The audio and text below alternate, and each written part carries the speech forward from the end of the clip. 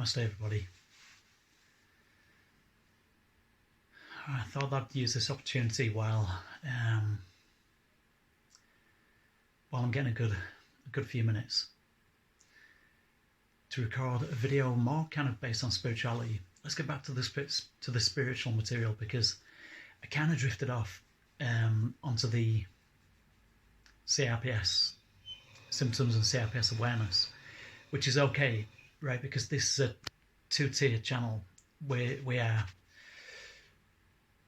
firstly spreading awareness on a very little known disease, CRPS, and supporting everybody who's got CRPS or who knows somebody who's got CRPS.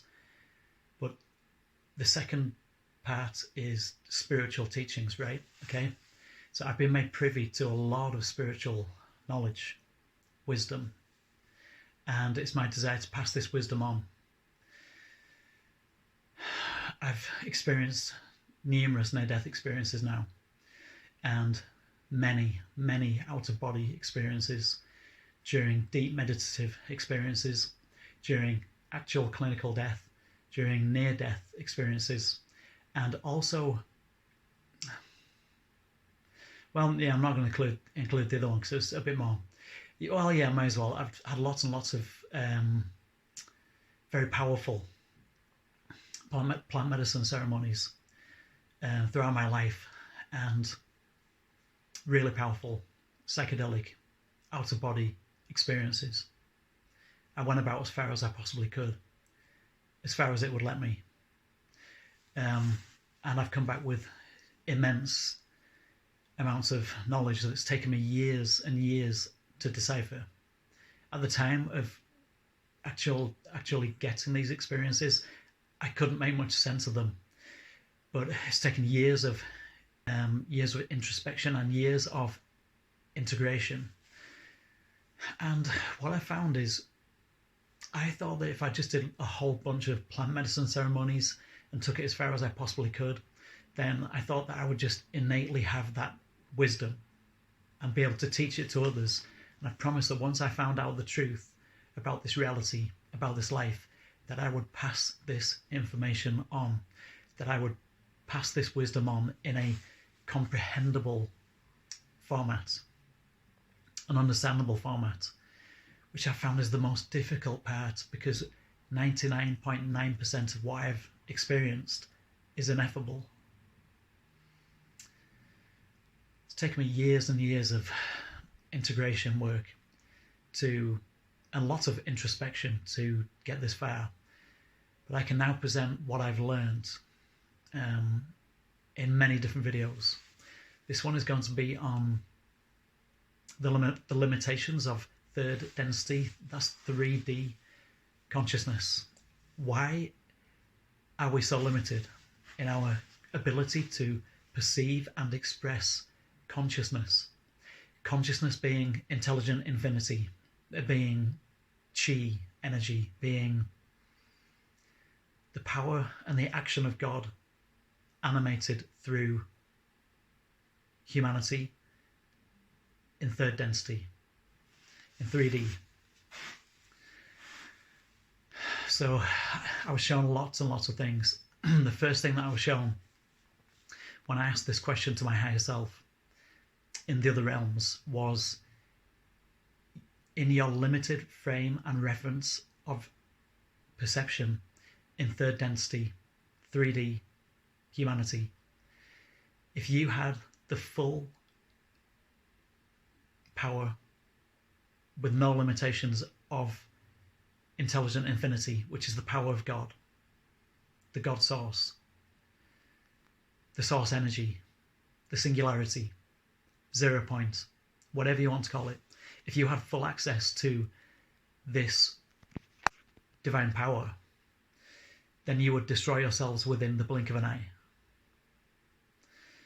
Now, I didn't understand this at first, but then they showed me what would happen if just two rivaling people from two rivaling countries both had the full unlimited power and ability to express the power of intelligent infinity, 0 point, energy.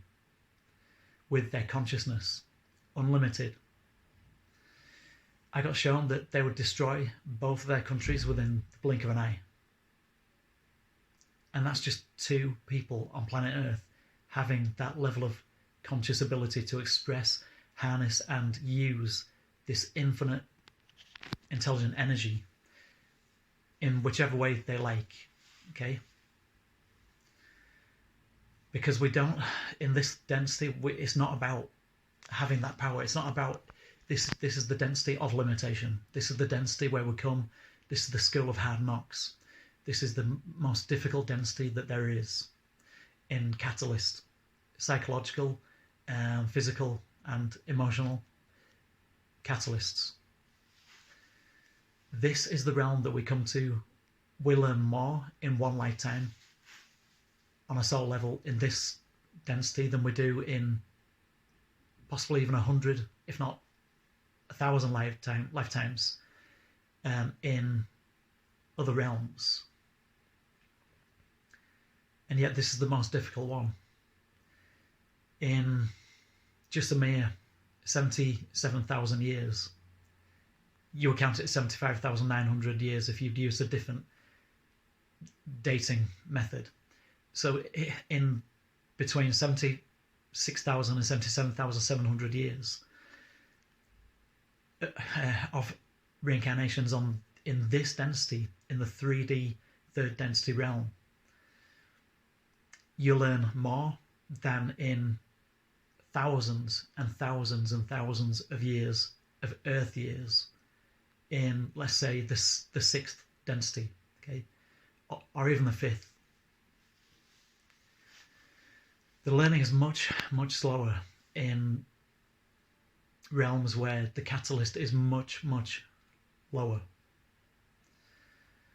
Also, in the higher realms, in the 5th and 6th and 7th densities of consciousness, there is so much multitasking that you are so preoccupied with so many different aspects of your multidimensional existence that there isn't that much room for personal catalyst on an individual level. In fact, there is barely any.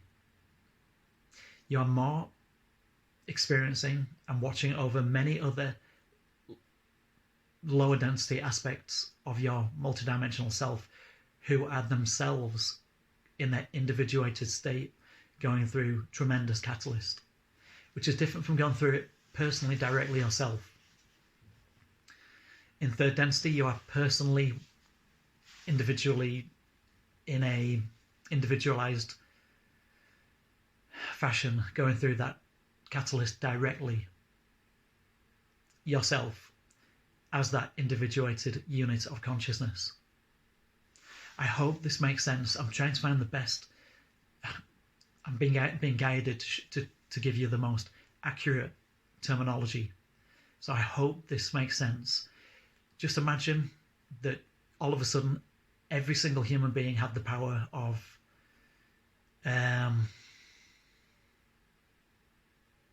Zeus, right? You know, the Greek god of great powers, right? Great supernatural powers. Or Thor, right? So you've watched all the movies, yeah? Thor movies. Thor has all these incredible powers, right? But with incredible powers come great responsibility. And in that way, what I'm basically saying is, if every single one of us had the unleashed, unlimited powers of Thor or Zeus, how long would this planet last? How long would you last? How long would anything last if we all had the power to destroy each other repeated times before coming back and doing it all over again? We'd be stuck in this vicious loop of just perpetual destruction and rebirth, which is kind of ironically, which is where we are in third density. You see, there's parallels, there's paradoxes through all of this. And in fact, being an individuated aspect of the source is a paradox in itself. Every single part of this is paradoxical. That's why everything has a truth, but everything also has a half-truth. On a higher level, we are all the source. We are all the source. Anyway, innately. We are all individuated aspects or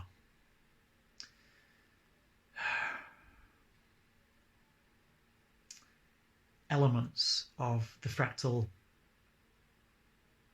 whole.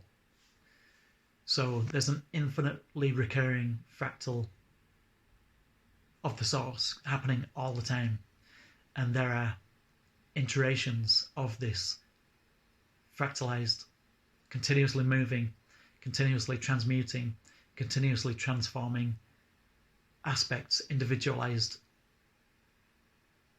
iterations of the whole, the infinite whole. So innately you are the source, you are God experiencing itself on right now in a humanly focused level. But there are also simultaneously many, many countless aspects of you, of us, of all of us, that ultimately connect back to the Godhead. So think of it as a sea urchin. The Godhead would be the head of the sea urchin, the body of the sea urchin. And then think of these trillions upon trillions upon trillions of tentacles coming out. And each one of these tentacles branches off, right? It's of trillions of other tentacles. And this goes on and on and on. We're all on one of these timelines, one of these tentacles, one of the many timelines, but any one of these timelines can branch off into any number of directions, in any number of ways, depending on what we choose. It's all about choice, free will, decisions. And this is a fully interactive, I'm trying to think of the correct terminology. This is a fully interactive loop back system. So it's the matrix changes depending on your choices made in any one lifetime, and then that can then branch you off onto many different timelines depending upon the choices that you make. So now we're going into the realms of eternality and infinity, which is that's kind of a topic for another video. So every choice that you make will branch you off onto a different timeline. There are an infinite number of timelines because there are an infinite number of choices that you can make. But for every choice that you make, for every timeline, there is then a somewhat changing picture of the story of your life. I hope this makes some kind of sense. I've been researching near-death experiences since I had my own near-death experiences many, many years ago, and I've now researched thousands upon thousands of near-death experiences and out-of-body experiences, and I found quite a few that are very, very close to my own.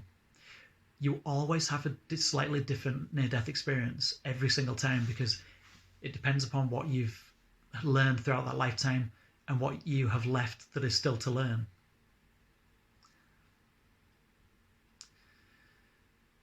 Okay, I'm going to kind of dissect this video into many different groupings, many different subject matters, but this is your all-encompassing source self. This is how vast, how deep this rabbit hole goes. This is what you are a part of. This is what you are a co-creator with. This is who you are innately. And the human illusion of your individuated self. When my higher self says illusion, it doesn't mean to say that it's just a dream, although in many respects it is just that. But how many dreams have you had that have seemed so real that if you hadn't have woken up, you could have gone on in that dream forever and not even known that it was a dream? If you had never woken up, right? Because some of them are so real. Well, when you dream, you go to the astral realms. That's a real realm. And you are creating your own dream with your astral body, your astral mind. Here, we are creating, co-creating our own 3D life. It's the same thing. Although there's less limitation in the astral, there's far more limitation here. So I hope this answers the question, why are we so limited? If we are God, the source, then why are we so limited? Because we would have destroyed ourselves 100 billion times by now, within just a few short Earth years. This third density realm is not about having that power. It's not about having that level of ability, because you have to have the intellect, the wisdom, and the conscious level of awareness to be able to use that power. This third level, this third density, is all about making the choice and about self-realization. Do you want to serve others for the rest of eternity, or do you want to serve yourself in a negative, narcissistic way? This is the lifetime to choose this in. Third density is the realm of choice, the realm of self-awareness, of sentience, of knowing that you are an individualized aspect of the source. The fourth density is when you've made your choice, and you then go ahead with that choice and you go into the astral, which is the dream realm, what we would call the dream realm. You go into the astral and you start having greater lifespans gradually. You wouldn't notice that it was any different from this for the first few thousand years. This is very gradual. You don't suddenly pop into this ascended state like your higher self. It just doesn't work that way. It's a gradual, incremental, phasing in process. It's not as the New Age, much of the New Age would have you believe, like you just suddenly pop into this other entirely different realm one day. You wake up one day and you're suddenly in this higher astral realm and you have all these superpowers. It's not like that. It's not like that. It's a very gradual process. Okay, I hope this answered this video has gone on a bit. I will break this down. All the topic that I've discussed in this video, I will break down into many different categories and many different videos. And I will do these videos as and when I can, in between flares. Okay. One love. Namaste.